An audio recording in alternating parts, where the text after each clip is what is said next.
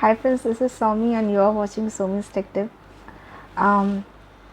बहुत सारे रिक्वेस्ट के बाद मैंने एक चीज़ नोटिस की है, मुझे बनाना ही पड़ा ये वीडियो। वो ये है कि क्योंकि अभी मैथ्स का सीरीज हम लोग का चल रहा है और काफ़ी अच्छा चल रहा है। आई एम सो थैंकफुल कि बहुत अच्छा चल रहा है। साथ ही साथ क्योंकि हम लोग 10 बोर्ड्स को भी डील करते हैं, तो मैंने एक चीज़ नोटिस की है कि एसएसटी के पेपर में लोग स्ट्रगल कर रहे हैं। कहीं ना कहीं लोगों को आंसर ऑफ राइटिंग नहीं आता। तो पहले मैं थोड़ा इंट्रोड्यूस कर लेती हूँ कि मैंने ये वीडियो क्यों चूज़ किया, क्यों मैं बना रही हूँ। क्योंकि मैं खुद सीबीएसई टॉपर रही हूँ और इंजीनियर भी रही हूँ, एजुकेटर भी हूँ। तो बच्चों को गाइडलाइन ये नहीं मिल पाता है कि लिखना कैसे है। तो ये जो मैं वीडियो बना रही हूँ वो उन बच्चों के लिए बहुत हेल्पफुल है जो सोचते हैं कि हम बहुत लिख रहे हैं, लेकिन क्या होता है कि हम जितना भी लिख लें हमें मार्क्स उतना ज़्यादा नहीं मिलता। तो ऐसा इसलिए है कि तुम सही लिख रहे हो, पर प्रेजेंटेशन इज़ वेरी इंपॉर्टेंट, क्योंकि ये एक डिस्क्रिप्टिव पेपर है, यहाँ आपको लिखना ही है। तो मैं स्लाइड को थोड़ा सा आपको दिखाती हूँ। आप जैसा कि देख सकते हो, मैं काफ़ी ज़्यादा देखती रहती हूँ कि ये पैटर्न कैसे चल रहा है। देखिए, जैसे ये है आपका एसएसटी का पेपर, जैसा कि आप देख रहे हो। तो देखिए यहाँ पे सीबीएसई का सिलेबस 2024 बोर्ड एग्ज़ाम का है। इसका कोड जो है 087 है। इसमें 2 पार्ट्स नहीं होते, ए भी नहीं होता, इसमें एक ही पार्ट है, ठीक है। तो मैं तो इंग्लिश मीडियम की हूँ, ये एप्लीकेबल है हिंदी मीडियम के लिए भी। तो जो बच्चे हिंदी मीडियम के हिंदी में ये पेपर देते हैं उनके लिए भी जो मैं इंस्ट्रक्शन अभी देने वाली हूँ, जो टिप्स देने वाली, वो उतना ही एप्लीकेबल है, ठीक है। तो देखते हैं हम सेक्शन को, history, political science, geography, economics, map pointing. तो सबसे पहले आप देखिए मार्क्स डिस्ट्रीब्यूशन कैसे हो रहा है। पहले है history 23 marks, political science 15 marks, geography 22, economics 15, map pointing 5, ठीक है। तो सबसे पहले अगर मैं देखूं वेटेज के हिसाब से, आपको ध्यान देना चाहिए आपकी हिस्ट्री के पार्ट में। History is very important. फिर आता है political science 15 marks, it is also very important. Geography 22 marks, very very important. तो ये तीनों जो सेक्शन है सबसे ज़्यादा इंपॉर्टेंट होते हैं। फिर आता है हमारा इकोनॉमिक्स, वो भी इंपॉर्टेंट है, लेकिन पॉलिटिकल साइंस एंड इकोनॉमिक्स को थोड़ा सा साइड में रख के अगर मैं 2 मेजर सेक्शंस बोलूँ तो वो हिस्ट्री एंड ज्योग्राफी है। अब आते हैं हिस्ट्री को कैसे टैकल करना है आपको। हिस्ट्री ऑनेस्टली अगर आप एक टॉपर बनना चाहते हो, देयर इज़ नो शॉर्टकट। आपको लगता होगा कि मैं थोड़ा सा पढ़ लूँगा, याद हो जाएगा, मैं लिख लूँगा, ऐसा नहीं होता है। ऑनेस्टली नहीं होता है। आपको पहले समर वेकेशंस में अपना सिलेबस कंप्लीट करना चाहिए, जहाँ पे आपको लगता है कि आपका जहाँ मार्क्स ज़्यादा है वो सेक्शन को सबसे पहले पकड़ो।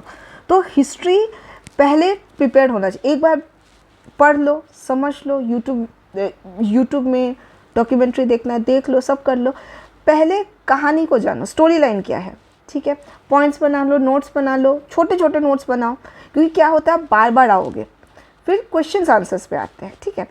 अब आती है सबसे बड़ी दिक्कत बच्चों को कि मैम हमारे पास तो गाइड है, या हमारे स्कूल के टीचर्स हम लोग को ऐसे लिखते बोले, पैराग्राफ्स में लिखने बोल रहे हैं, तो मार्क्स क्यों नहीं आता मैम। तो मार्क्स इसलिए नहीं आता है कि paragraph writing is not applicable right now. आज से 10 साल पहले भी paragraph writing was not allowed, क्योंकि पैराग्राफ क्या होता है, आपका जो पेपर है ना, बहुत सारे लोग चेक कर रहे हैं आपका पेपर। तो आपका पेपर अलग कैसे होगा जब आप वही चीज़, लाखों बच्चे एक ही सेम आंसर लिख रहे हैं, है ना। Just be practical about it. The thing is आप ऐसा लिखो कि प्रेजेंटेशन बहुत अच्छा हो। एंड सच बता रही हूँ, अगर आंसर राइटिंग का जो स्किल होता है आप 10th में अगर पकड़ लोगे ना, मेरे ख्याल से ये, अगर आप कभी भी यूपीएससी दे दोगे, कोई भी डिस्क्रिप्टिव पेपर दोगे ना, तो आप पीएससी का एग्ज़ाम दोगे तो आपको समझ आएगा कि आपको लिखना कैसे है। ये आपको 10th से एक्चुअली बताना चाहिए। कोई नहीं, हम लोग इस चीज़ पे आते हैं। फिर आता है पॉलिटिकल साइंस। पॉलिटिकल साइंस थोड़ा सा ट्रिकी होता है। Tricky in the sense, political science थोड़ा आपको करंट एग्जाम्पल्स देना चाहिए उसके अंदर, कि क्या होना चाहिए वहाँ पे, मुझे क्या लिखना चाहिए, क्या ये मेरे करंट से, मतलब जो अभी इंडिया में चल रहा है, जो वर्ल्ड सिनेरियो चल रहा है, वो कितना अच्छा है। फिर आते हैं ज्योग्राफी में।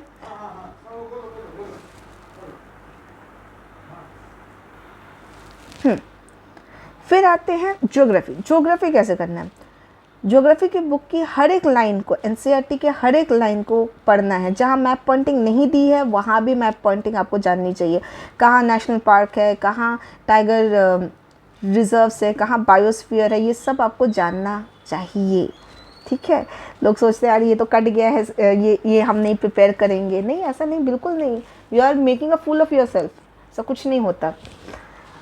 आपका जो सेक्शन कटा रहता है ना, वो थ्योरी पार्ट है, लेकिन जहाँ मैप पॉइंटिंग की बात आती है वहाँ आपको केयरफुल रहना पड़ेगा।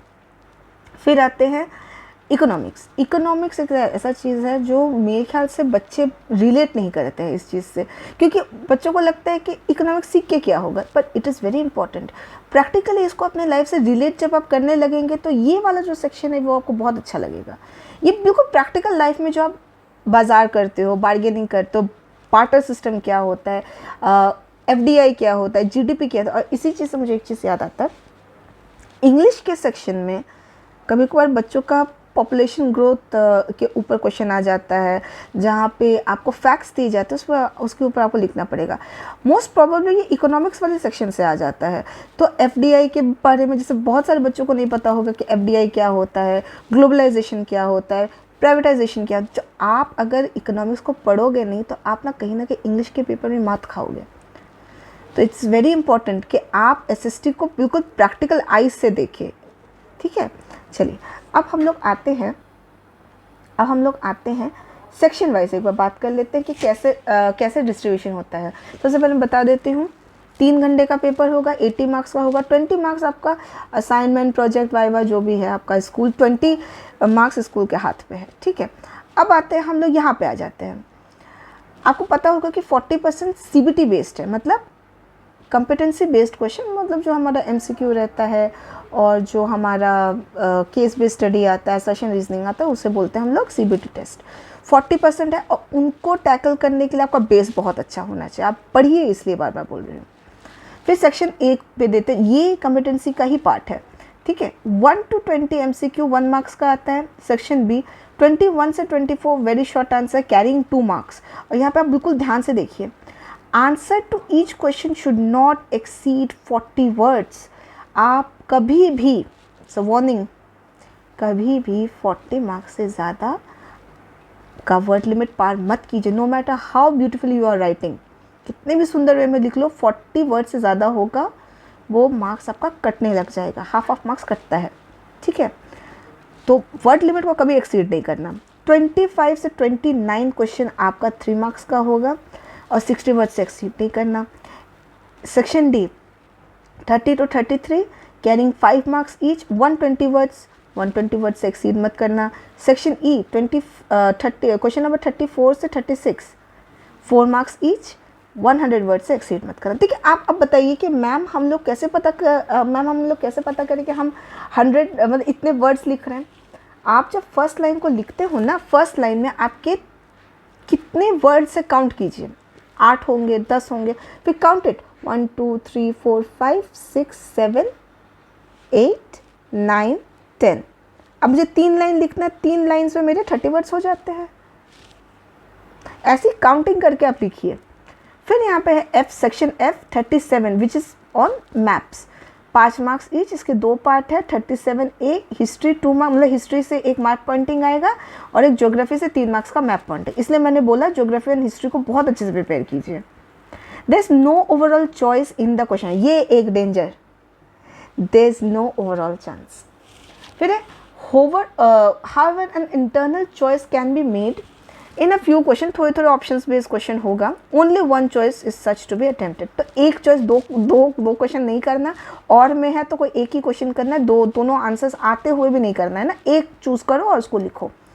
इन addition separate instructions are given with each section. आपको हर एक क्वेश्चन के ऊपर, सेक्शन जब स्टार्ट होता है, कोई भी सेक्शन स्टार्ट होता है, उसके ऊपर एक इंस्ट्रक्शन रहता है, उसको ज़रूर पढ़िए, क्योंकि उसी में आपको ना समझ आ जाएगा आपको लिखना कैसे है।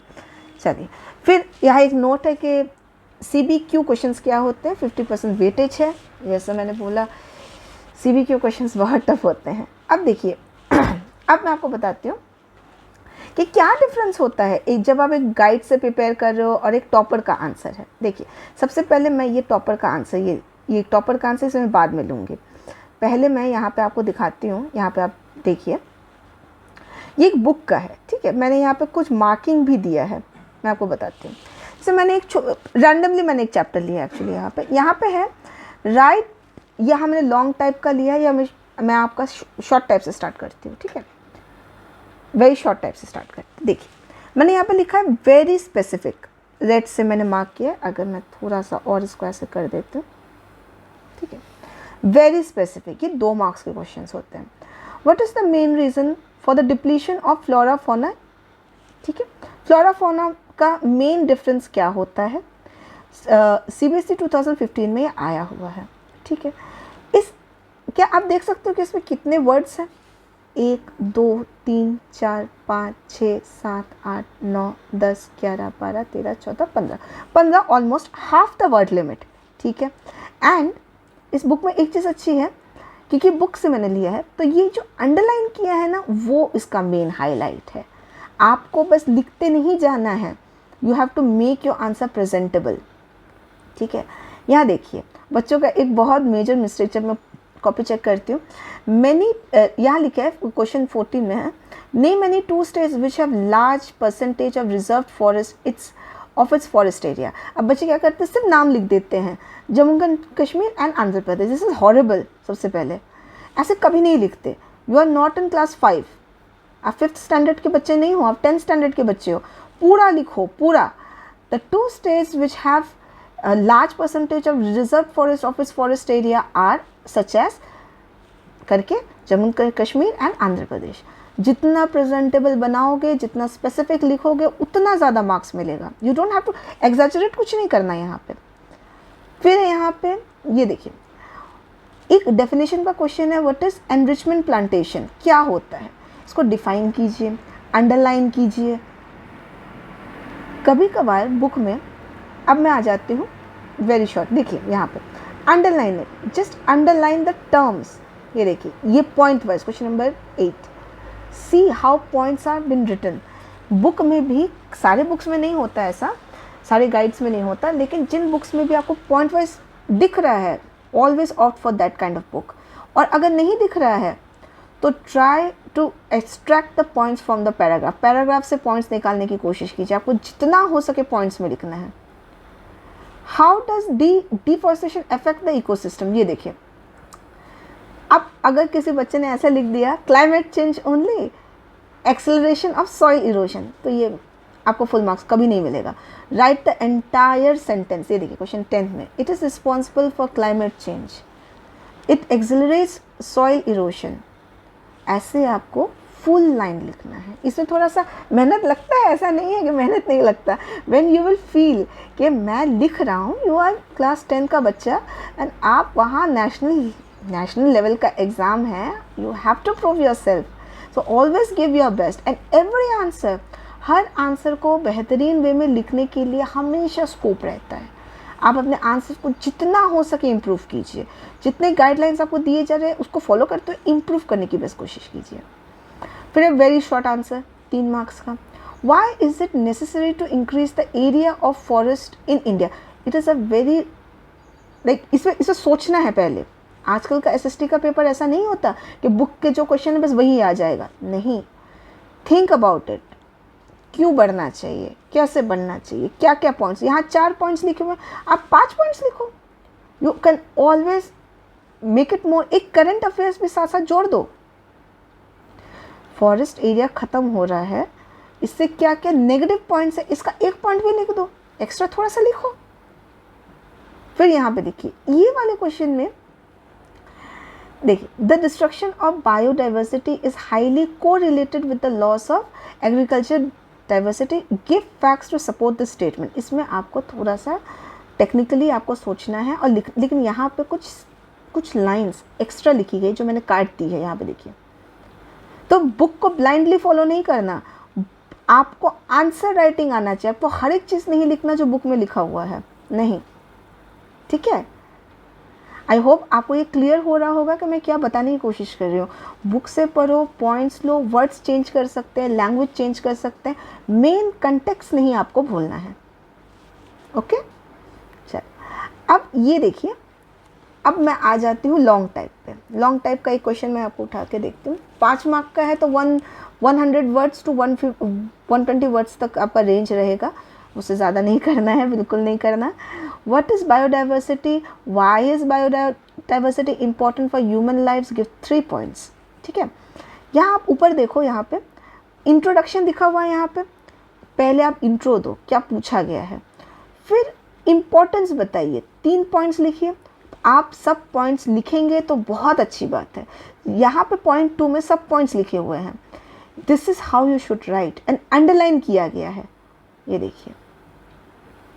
Always be in word limits, give examples, point wise, जितना पॉइंट वाइज लिखोगे उतना अच्छा है, ये देखो।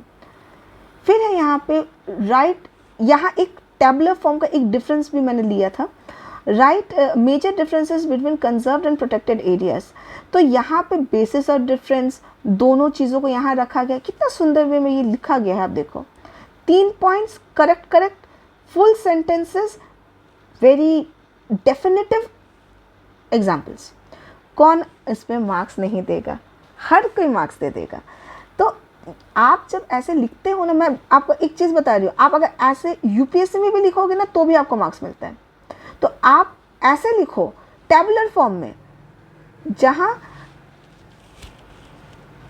Students do not write the difference in tabular form and forget to mention the states covering the. देखिए, एग्जामिनर मार्किंग स्कीम के according ही आपको मार्क्स देता है। आपने वो पॉइंट नहीं लिखा, आपको वो मार्क्स नहीं मिलेगा, no matter how good you are in your school, you are scoring so high. वो कुछ नहीं होता, क्योंकि ये एक नेशनल लेवल का एग्जाम है। You have to be very practical. फिर आता है एक ऐसा, और वर्ड्स पे बहुत, की वर्ड्स पे बहुत ध्यान दीजिए। यहाँ पे देखिए question number 3, assess the need for the conservation of forest and wildlife. Assess का मतलब होता है गॉच कीजिए, एनालाइज कीजिए। तो ये सब जब आप लोग आंसर जब लिखते हो ना, तो डोंट बी सो माइंडलेस कि मैं बस देखूंगा, याद कर लूंगा, लिख लूंगा। नहीं, आप वर्ड्स को नहीं देख रहे हो, या एक्सप्लेन नहीं लिखा हुआ है, यहाँ एसेस लिखा हुआ है। इट मीन्स आप आंसर को पॉइंट वाइज लिखिए, पर सपोर्टिव सेंटेंस में लिखिए, जैसे conservation of biodiversity is necessary because it preserves ecological diversity. इस आप ऐसा लैंग्वेज इस्तेमाल करेंगे तब आपको मार्क्स मिलेगा। आप वेग आंसर लिखोगे तो कभी नहीं मिलेगा। बच्चों का एक है, ज़्यादा लिखो, नहीं, it doesn't work in CBSE, ये वर्क नहीं करता। अब चलिए मैं ये वाले सेक्शन पे आ रही हूँ, जब मैं आपको एक टॉपर का कॉपी दिखाऊंगी। ये देखिए, ये 2022 के टॉपर का कॉपी, क्वेश्चंस नहीं है, लेकिन आप देख के ही आप बोल दोगे this person is very sure when he और शी इज़ राइटिंग, बहुत श्योर है जो भी लिख रहा है।